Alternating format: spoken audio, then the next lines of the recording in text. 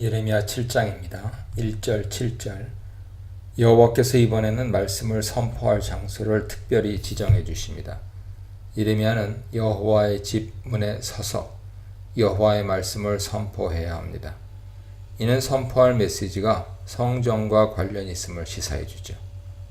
유다 백성이 여호와의 성전으로 떠받드는 예루살렘 성전의 멸망을 선포하려 할 때 여호와의 집 문보다 더 좋은 장소는 없었을 것입니다. 잘못된 유다 성전 신학을 규탄하기에 성전 문 앞보다 좋은 장소를 생각해 볼 수는 없죠. 만군의 여호와 이스라엘의 하나님께서 예레미야에게 선포하도록 주신 말씀은 약속이 함께하는 권면의 말씀이었습니다. 먼저 긍정적 권면이 주어집니다. 너희 길과 행위를 바르게 하라. 그리하면 내가 너희로 이곳에 살게 하리라. 유다 사람들이 올곧은 길을 가며 바른 삶을 산다면 가나안에서 쫓겨나지 않고 영원히 살게 될 것입니다. 여호와께서 그들의 조상에게 영원 무궁토록 준 땅의 약속과 그분의 가르침에 따른 윤리적 삶이 하나로 연결됩니다. 여호와께 예배하러 이 문으로 들어가는 것으로는 땅의 약속을 구속력 있게 만들 수 없습니다. 땅과 하나님 백성의 유기적 관계는 성전 또는 성전 제사가 아니라 길과 행위를 바르게 하는 삶에 의해 지속됩니다. 부정문으로 기술된 두 번째 권면은 이를 명시적으로 언급하죠. 너희는 이것이 여호와의 성전이라, 여호와의 성전이라, 여호와의 성전이라 하는 거짓말을 믿지 말라. 하나님은 예루살렘 성전에 대한 유다 백성의 환상을 충격적으로 고발하십니다.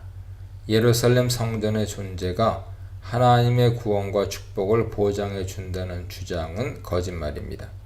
예루살렘 성전이 여호와의 이름으로 일컬음을 받는 집이라는 점에서 남다른 지위와 특권을 자랑할 수 있겠지만 그 이상은 아니지요. 예루살렘 성전이 여호와의 성전이라면 예루살렘 성전에 당신의 이름을 두신 여호와의 의지를 대변할 수 있어야 하고 그럴 때에만 성전은 여호와께서 택하신 구원의 매체가 될 수 있습니다. 그렇지 않고 거짓말이나 조장한다면 예루살렘 성전은 그저 웅장한 건물에 불과할 뿐입니다. 성전과 그 성전을 택하신 여호와는 구별되어야 합니다. 명령문의 처음 두 권면과 달리 5절과 6절 권면은 조건문으로 기술됩니다. 5절 상반절은 절대형 부정사가 첨가된 것을 제외하면 3절 상반절 권면을 그대로 받습니다.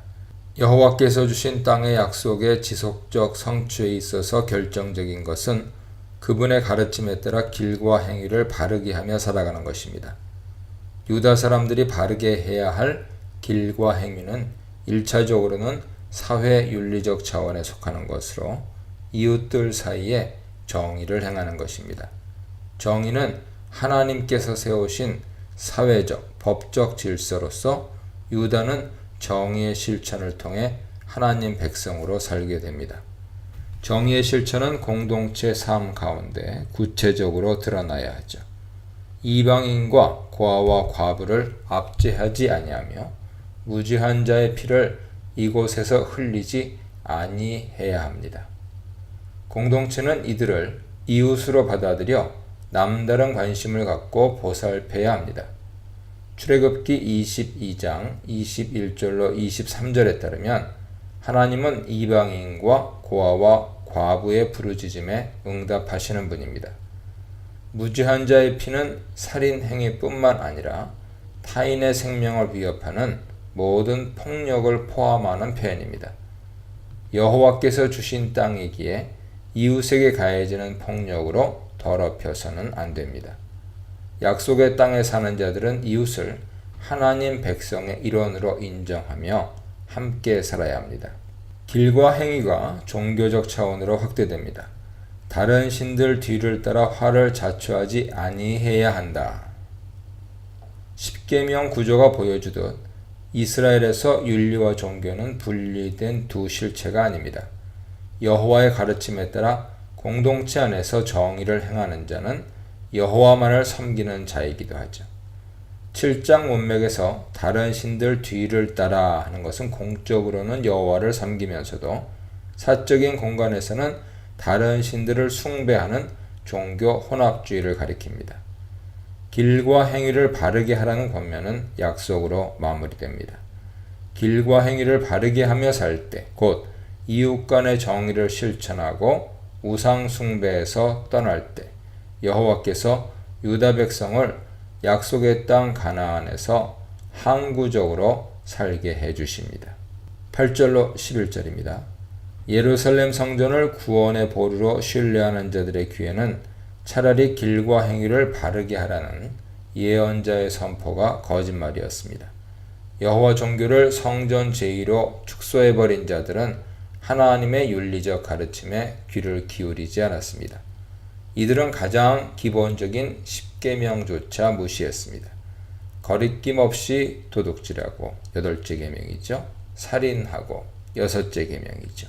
간음하고 7째 계명이고요. 거짓으로 맹세하며 3째 계명입니다.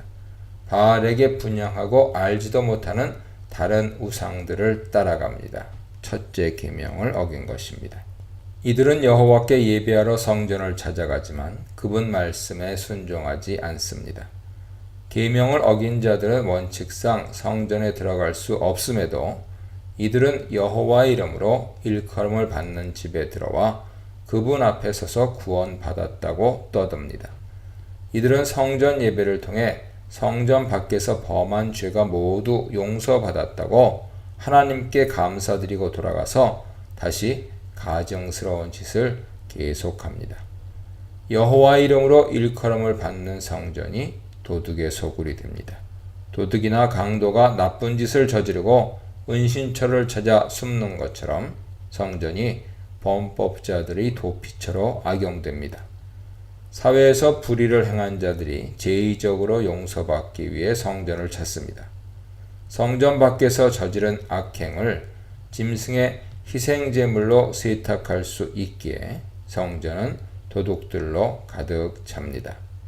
성전에서 벌어지는 이 모든 가증한 일을 하나님께서 다 보셨기에 멸망은 기정사실이 됩니다. 12, 15절입니다. 거듭된 권명과 경고에도 불구하고 악에서 떠나지 않고 성전을 도둑의 소굴로 만들어버린 유다에게 여호와께서 멸망과 유배 심판을 선고하십니다. 유다는 여호와께서 처음으로 내 이름을 둔 처소 실로의 멸망으로부터 교훈을 받아야 했습니다. 여호와께서 실로 성소를 당신 처소로 택하셨다는 사실이 실로 성소의 안전을 지켜주지 못했습니다.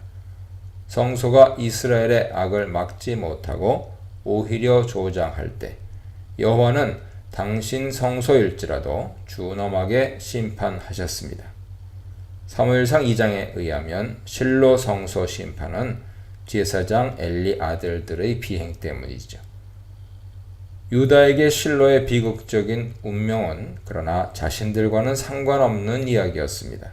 실로 역사로부터 교훈을 받지 못한 유다를 깨우치기 위해 여호와께서 거듭 예언자들을 보내 말씀을 선포하셨지만 이들은 듣지도 대답하지도 않았습니다.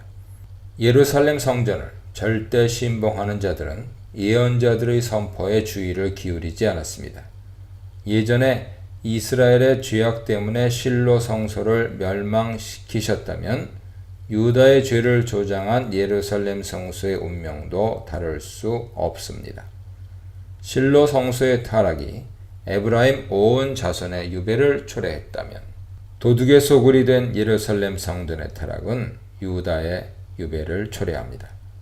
유다는 예루살렘 성전이 실로 성소와는 다르다고 주장하겠지만 여호와께서는 둘 다 당신 이름을 둔 성소로 차이가 없습니다.